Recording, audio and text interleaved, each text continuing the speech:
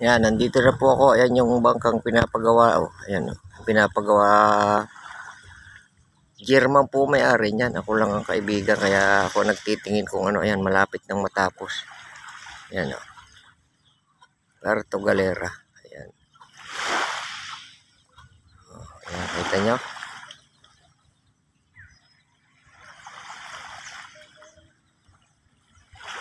Malapit na yan. Ito po, Puerto Galera. Ayan, sa, ano ba ito? Balatero. Ayan. Kita nyo? Ayan yung mga liguan dito. Ang ganda ng dagat. Oh. Ayan, mga kasama ko yan. Kasama ko. Kasama ko yan. Mag-asawa yan. Ayan. Tapos, nasa tapat po kami ng pier ng Puerto Galera. Ayan. Ito yung pier. O, ayan. So, walang barko ngayon. Mamaya pa po siguro. Papunta yan dito. Dito.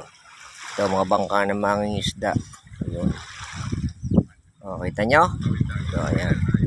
Doon po dumadaan yung pong pagitan na yan. Ayan, mula dyan sa bundok na sa likod niyan, sa unahan.